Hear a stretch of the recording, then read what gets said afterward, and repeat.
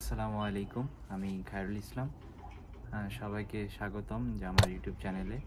আজকে একটা গুরুত্বপূর্ণ একটা বিষয় নিয়ে আসলে কথা বলতে চলে আসলাম। আসলে বিষয়গুলো হয়তোবা অনেকেই জানি, অনেকেই জানি না। হয়তোবা আসলে অনেক মানুষ আছেন যারা আসলে আপনার আমার এই বার্তাটি আসলে অনেক মানুষের কাছে পৌঁছে গেলে অনেক মানুষ আসলে ক্ষতিগ্রস্তর দিক থেকে হয়তোবা বর্তমান সময়ে বেঁচে যাবে।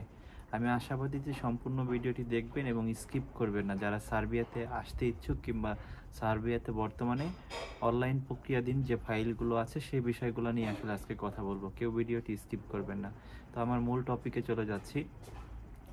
তো এটা হচ্ছে কালকের আপডেট যে বর্তমানে যে সার্বিয়া ওয়ার্ক ভিসার জন্য যেসব বাংলাদেশি অ্যাপ্লিক্যান্ট যারা আছেন যাদের অনলাইনে ফাইল প্রসেসিংয়ে চলতেছে কিংবা নতুনভাবে যারা জমা করবেন তাদেরকে আমি একটু বলবো যে আপনারা আপাতত হচ্ছে সার্বিয়ার জন্য কেউ ফাইল জমা দেবেন না। কারণ হচ্ছে যে সার্বিয়ার গভর্নমেন্ট থেকে হচ্ছে যে একটা আওয়াজ আসতেছে যে আসলে বাংলাদেশিদের জন্য ওয়ার্ক ভিসা এটা ক্লোজ হয়ে যাবে। এমন অবস্থায় আপনারা তো দেখতেছেন যে বাংলাদেশে মোটামুটি এখন যাদের ফাইল এম্বাসিতে আছে কিংবা অ্যাপ্রুভাল হয়েছে তাদেরকে দেখে হয়তো অনেকেই ডিসিশন নিচ্ছেন যে আমি সার্বিয়াতে ফাইল জমা করব। তো এরকম সিদ্ধান্ত নেওয়ার পরে যদি কোনো কারণবশত এখানে আসলে ফাইনাল ডিসিশন হয়ে যায় যে ওয়ার্ক ভিসা হচ্ছে যে আপনাদের জন্য আর হবে না, তো সেই সময়ে হচ্ছে যে আপনারা সমস্যার মধ্যে পড়বেন। কারণ হচ্ছে আপনারা হচ্ছে যখন এখন যেসব ভিসাগুলো হচ্ছে সেগুলো দেখে এজেন্সিরা আপনাদের কাছ থেকে পাসপোর্ট টাকা এগুলো নিয়ে যাবে। তো একটা সময় যখন কিছুদিন পরেই 15 দিন এক মাসের মধ্যে যখন এই প্রসেসগুলো বন্ধ হয়ে যাবে বাংলাদেশিদের জন্য, তখন হচ্ছে আপনি একটু সমস্যার মধ্যে পড়বেন। তাই এই বিষয়টা আসলে সতর্কতা করার জন্য আমার ভিডিওটি আসলে তৈরি করা। তো আমি পরবর্তী আরেকটা ভিডিও বানাবো এই বিষয়টা নিয়ে যে হচ্ছে এটা কি চূড়ান্তভাবে সিদ্ধান্ত হয়েছে কিনা যে বাংলাদেশে শুধুমাত্র বাংলাদেশি অ্যাপ্লিকেন্ট যারা আছেন ওয়ার্ক ভিসার জন্য আসবেন তাদের জন্য এই সমস্যাটা হচ্ছে। আর বর্তমানে সার্বিয়াতে অনেক খারাপ অবস্থা। এখানে মোটামুটি প্রত্যেক দিনই হচ্ছে রাজনীতিক কোনো বিষয় না নিয়েই হচ্ছে রাস্তার মধ্যেই তারা হচ্ছে স্ট্রাইক করতেছে। তারপর হচ্ছে সংঘর্ষ হচ্ছে অনেক বিভিন্ন ধরনের। এইগুলো নিয়ে হয়তোবা সার্বিয়ার যে লগুলা সেগুলো হইতেছে অনেক পরিবর্তন হয়ে যাবে। তো অন্য দেশের যে মানুষ যারা আছে আদারওয়াইজ অন্য এশিয়া মহাদেশের যে মানুষগুলো আছে যারা সার্বিয়াতে আসবে তাদের কোনো প্রবলেম হবে না। শুধুমাত্র বাংলাদেশিদের জন্য সমস্যা হবে।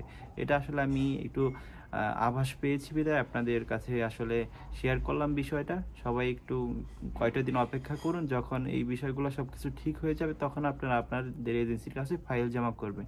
এখন অনেকের প্রশ্ন যে এই সমস্যার মধ্যে হচ্ছে যাদের ফাইলগুলো হচ্ছে অনলাইনের ভেতরে পড়ে আছে, সাবমিটে পড়ে আছে, কারো প্রসেসিং, কারো অ্যাপ্রুভাল হয়ে গেছে, তাদের হবে কিনা। তো মূলত এটা হচ্ছে যে যেহেতু অনলাইন হয়ে গেছে, সব কিছু হয়ে গেছে, তাদের হয়তো বা কাজ প্রক্রিয়াধীন থাকতে পারে। আর হচ্ছে যে যারা আবার নতুন করে জমা করবেন এটা তো লং প্রসেসের ব্যাপার। আপনার ইনভাইটেশন লেটার ইস্যু করবে, অনলাইন করবে।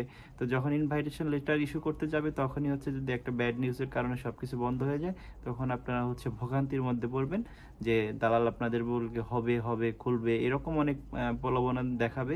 তো এইসব থেকে বাঁচতে হলে আপনাকে একটু অপেক্ষা করতে হবে। আমি আমার পরবর্তী কোনো ভিডিওতে ফাইনাল ডিসিশন নিয়ে তারপর আপনাদের জন্য আবার আরেকটি ভিডিও মেক করব, যাতে আপনারা সাধারণ মানুষ যারা আছেন তারা আসলে উপকৃত হন। মূলত যতটুকু জানতে পেরেছি যে আমাদের সারা ওয়ার্ল্ডের যে সার্বিয়ার যে ভ্যাকেন্সিগুলো থাকে সেই সব ভ্যাকেন্সির থেকে যেখানে অনলাইনে সব ফাইলগুলো সাবমিট হয়, আমাদের বাংলাদেশিদের আসলে ফাইলগুলো সবচেয়ে হাইস্টে আছে। যে কেন বাংলাদেশি অ্যাপ্লিকেন্টের অ্যাপ্লিকেশন এখানে কেন এত থাকবে, কেন এত, তাদেরকে আমাদেরকে নিয়ে আসলে তারা ভেরিফাই করে একটা সিদ্ধান্ত নেবে অনেক দ্রুত। আসলে এখানে যারা আসেন তারা তো আসলে চলে যান না, মানে চলে যাওয়ার কারণে তারপর আসলে এই বিষয়গুলো শুনে তারা যে আসলে এখান থেকে সার্বিয়ার ওয়ার্ক ভিসা বাংলাদেশের বড় একটা সিন্ডিকেট কাজ করতেছে, অনেক টাকা হাতিয়ে নিচ্ছে মানুষের। তো এইসব তারপর রাজনৈতিক প্রভাব ফেলতে পারে। এইসব বিষয় নিয়ে আসলে সার্বিয়ার আসলে ওয়ার্ক ভিসা বাংলাদেশিদের জন্য বন্ধ হতে পারে। তো এটা সময় সাপেক্ষে ব্যাপার। তো এই পর্যন্ত আসলে আমার বলার ছিল। সবাই সাবধানে থাকবেন। আর যাদের ফাইল প্রসেসিং আছে তাদেরটা হয়তো বা কাজ উঠতে পারে। তো এই পর্যন্তই। সবাই আমার চ্যানেলটি আসলে সাবস্ক্রাইব করে পাশে থাকবেন। দেখা হবে অন্য কোনো পরবর্তী ভিডিওতে। সবাই ভালো থাকবেন।